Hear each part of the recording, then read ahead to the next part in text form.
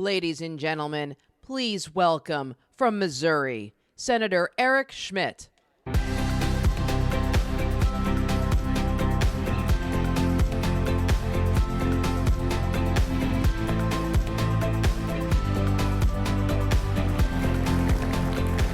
Thank you. Ladies and gentlemen, it's great to be with you here today. It's incredible to be with so many freedom-loving patriots from all across the country to come together for a very, very important mission here at CPAC, to save America,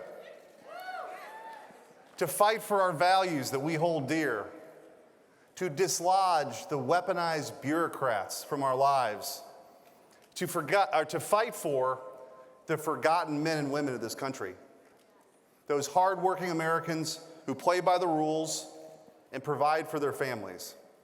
I see you, I hear you, and I understand your frustration and your desire to pass along an America that stands for freedom and opportunity. And I want you to know that I'm with you in this fight, and in the United States Senate, we'll fight for you every single day.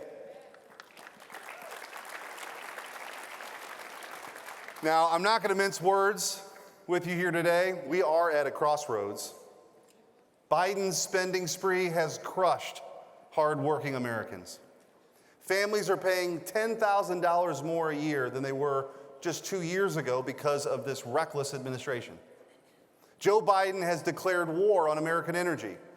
Truck drivers are struggling to make ends meet with the rising price of diesel. Farmers and ranchers are at risk of being denied loans because they have too many diesel vehicles. Massive corporations are pushing woke policies on us and in our kids. Some of those same companies are holding your retirement savings hostage by incorporating ESG into their investments to virtue signal and appease climate alarmists. The Biden administration has weaponized the FBI, DOJ, and other law enforcement agencies against conservatives.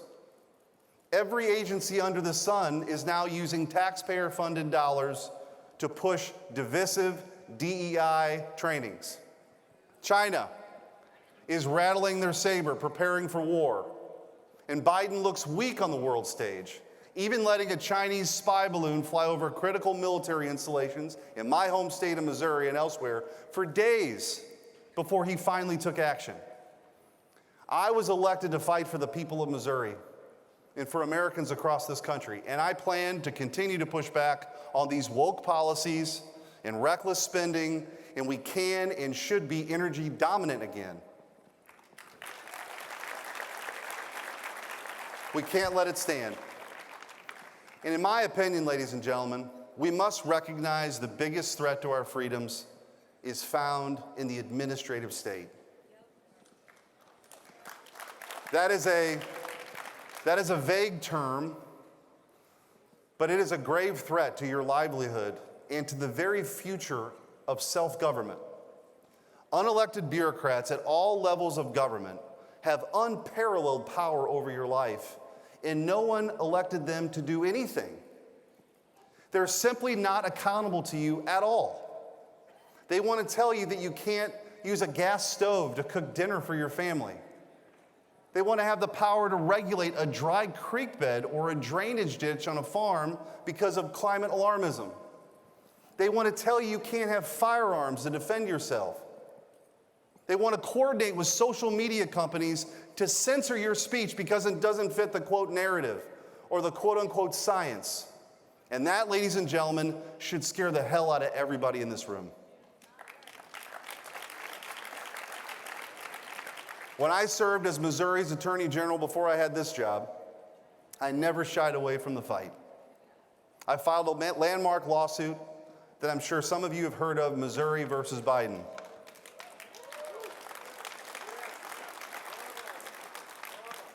And we also had that student loan debt case before the Supreme Court that we're going to win too, by the way.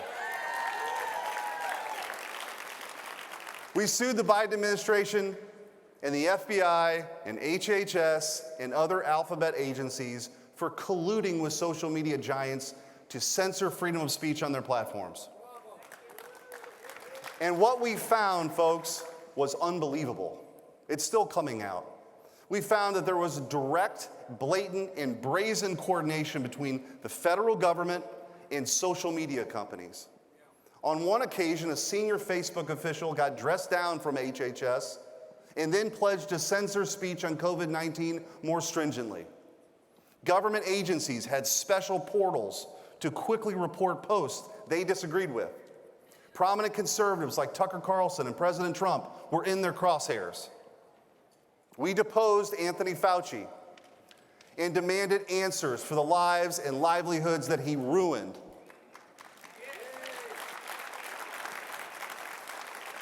And in the middle of that deposition, I kid you not, a court reporter sneezed.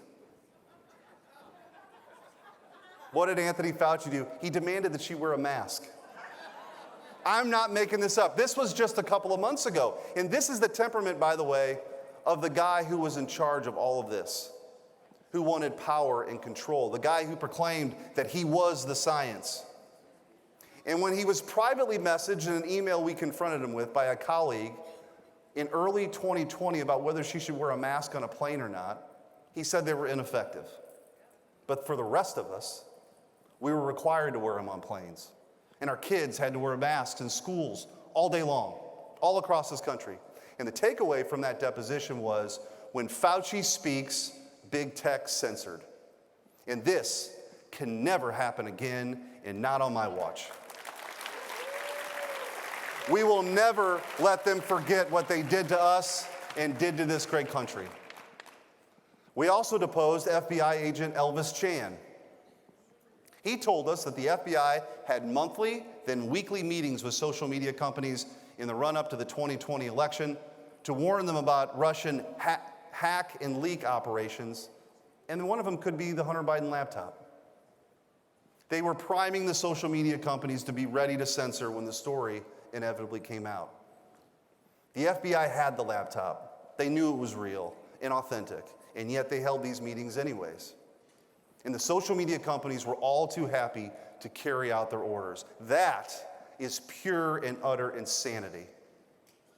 Further, if they can ban, by the way, the President of the United States, President Trump, imagine what they can do to you. I have a quick question for the folks in this audience that took a quick poll. How many people in this room have been censored on social media? That's what I thought. That's what I thought. And by the way, you are exactly why I fought so hard against censorship in that lawsuit. We, conservatives, the people in this room, we have to be the guardians of free speech. That is our mission. That is our call. If you control the flow of information and limit speech, you can control people. And that's exactly what their aim is: power and control. That's what mask mandates were all about. That's what vaccine mandates were all about. And in Missouri, I fought mask mandates in schools, and we won. I was the first attorney general in the country to file a lawsuit against OSHA's unlawful vaccine mandate. We took it to the Supreme Court, and we won. I was proud to be one of the leaders in pushing back against COVID tyranny as Attorney General, and my pledge to you is to be one of the leading senators in this country to fundamentally dismantle the administrative state. We're going to pry power and control away from elected bureaucrats and return it to we, the people.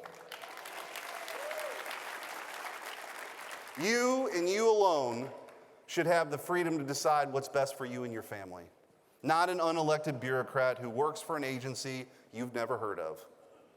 And I'll be honest here, I'm the new guy in the Senate. I've been here for about 2 months, but I can tell you that I'll work hard every single day to claw power away from the government and give it back to you where it belongs. We can even roll over and let Biden weaponized federal agencies, woke corporations, and big tech companies dictate what we say and what we do, or we can stand up and we can fight back for the freedoms that so many have shed blood for. I don't know about you, but I'm here and I am ready to help lead that fight. I want you to know I won't back down. I won't be silenced. I won't be intimidated. This is the fight. Let's win it together. Thank you. God bless you, and God bless the United States of America. Thank you.